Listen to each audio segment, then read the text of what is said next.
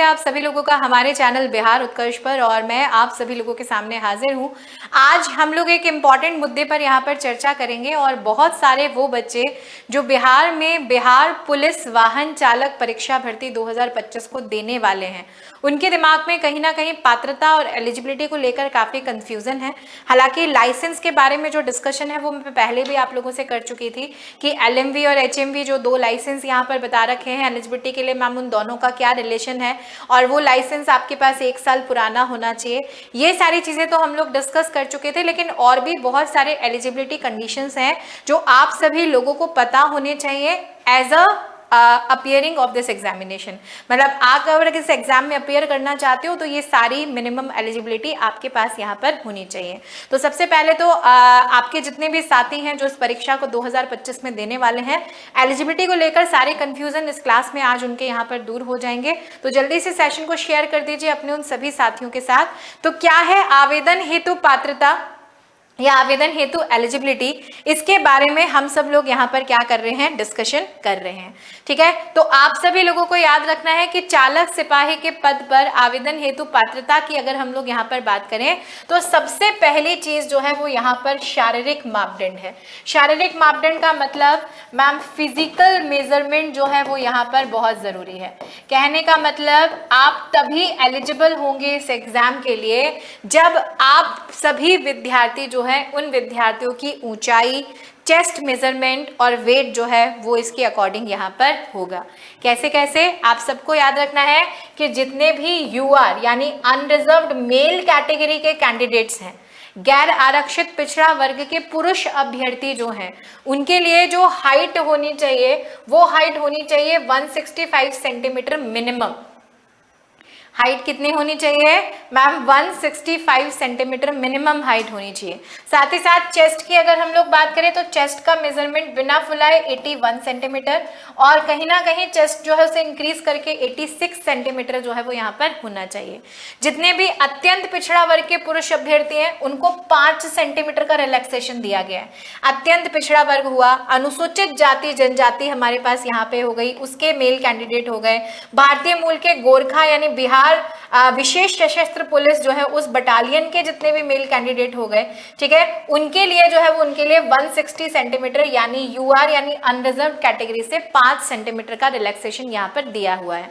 ठीक है, और उसमें चेस्ट मेजरमेंट जो है वो अत्यंत पिछड़ा वर्ग के लिए तो सेम है 81 सेंटीमीटर और 86 सेंटीमीटर, लेकिन अनुसूचित जाति जनजाति और जो बिहार विशेष सशस्त्र पुलिस के गोरखा बटालियन के जो भारतीय मूल के गोरखा हैं उनके लिए चेस्ट को बिना एक्सपेंड किए 79 सेंटीमीटर होना चाहिए और चेस्ट जो है इस चेस्ट को इंक्रीज करके जो साइज है वो साइज 84 सेंटीमीटर होना चाहिए। अब सबसे बड़ा जो है वो सबसे बड़ा पैरामीटर ये है कि मैम क्या इस बिहार पुलिस वाहन चालक परीक्षा के लिए महिला अभ्यर्थी भी योग्य हैं क्या?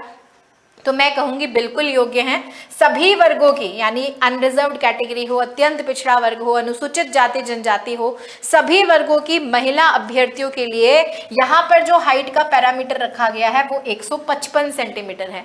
मतलब इतनी हाइट जो है वो हाइट फीमेल कैंडिडेट्स की मिनिमम होनी चाहिए। अब आप बोलोगे कि ज्यादा, तो मैक्सिमम का कोई क्राइटेरिया नहीं है, मिनिमम का क्राइटेरिया यहाँ पर है कि मिनिमम 155 सेंटीमीटर जो है वो हाइट पैटर्न होना चाहिए लड़कियों के लिए।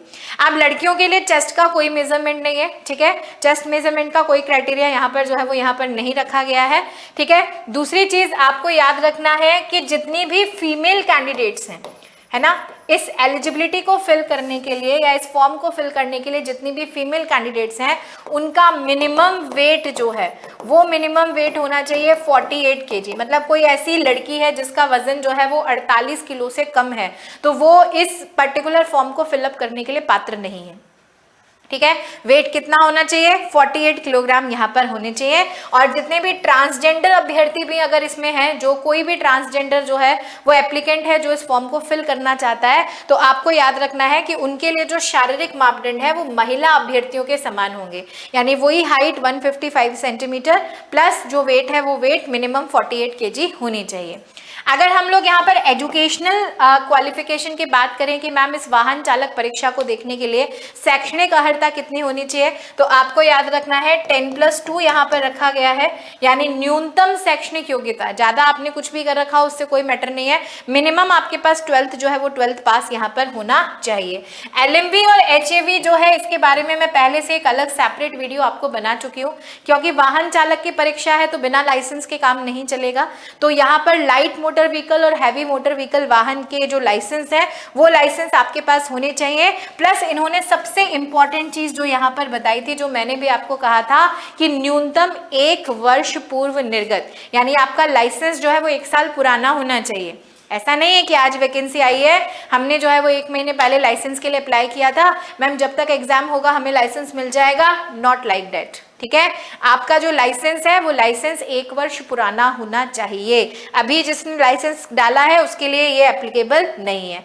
फिर लास्ट जो क्राइटेरिया आता है वो आता है हमारी एज लिमिट का, कि मैम आयु सीमा जो है वो आयु सीमा यहाँ पर जो है वो यहाँ पर क्या होगी। तो आपको याद रखना है कि अनरिजर्व्ड कैटेगरी के लिए, यानी जितने भी जनरल कैंडिडेट्स हैं उनके लिए जो आयु सीमा है वो 20 से 25 वर्ष है। मतलब न्यूनतम कितनी होनी चाहिए 20 इयर्स, अधिकतम उम्र होनी चाहिए कितनी 25 साल। ठीक है, जितने भी पिछड़ा वर्ग कोटि और अत्यंत पिछड़ा वर्ग के लोग हैं उनके लिए 20 से 27 साल रखी गई है। पिछड़ा वर्ग और अत्यंत पिछड़ा वर्ग कोटि की महिलाओं के लिए है ना, ये मेल और फीमेल दोनों के लिए है। यहाँ पर जो इनके मेल कैंडिडेट हैं उनके लिए 20 से 27 है, लेकिन फीमेल को 1 साल का रिलैक्सेशन और दिया गया है, यानी 20 वर्ष से 28 वर्ष जो है वो उनकी क्या रहेगी, एलिजिबिलिटी रहेगी, एज का क्राइटेरिया रहेगा। साथ ही साथ जितने भी अनुसूचित जनजाति और अनुसूचित जनजाति के अभ्यर्थी हैं या कोई ट्रांसजेंडर एप्लीकेंट यहाँ पर फॉर्म भर रहा है तो उसका मिनिमम एज क्राइटेरिया जो है वो 20 साल रहेगा, अधिकतम जो है वो कितना 30 साल यहाँ पर रहेगा।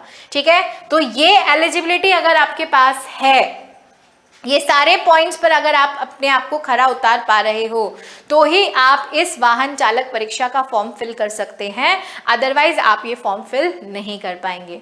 तो आई होप कि आपके इस वीडियो से या इस इंफॉर्मेशन से एलिजिबिलिटी को लेकर जितने भी डाउट्स हमारे दिमाग में होंगे वो सब क्लियर हो गए होंगे। ठीक है, तो अगर आप इन सारी योग्यताओं का पालन कर रहे हो तो आप इस फॉर्म को फिल कर सकते हैं, लेकिन अगर इनमें से किसी भी एक योग्यता का पालन आप नहीं कर रहे हैं तो आप इस फॉर्म को भरने के लिए एलिजिबल नहीं है। ठीक है, तो ये जो सेशन है, इस सेशन ने एलिजिबिलिटी को लेकर डाउट जो है वो आपके क्लियर कर दिए होंगे, और आगे भी ऐसे बहुत सारे इंपॉर्टेंट सेशंस के थ्रू ऐसी बहुत अच्छी अच्छी इंफॉर्मेशन मैं आप लोगों तक शेयर करती रहूंगी। तो उसके लिए आपको जुड़े रहना पड़ेगा बिहार उत्कर्ष के यूट्यूब चैनल से। तो आपने अभी तक अगर चैनल को सब्सक्राइब नहीं किया है तो जल्दी से चैनल को सब्सक्राइब कर दीजिए। धन्यवाद।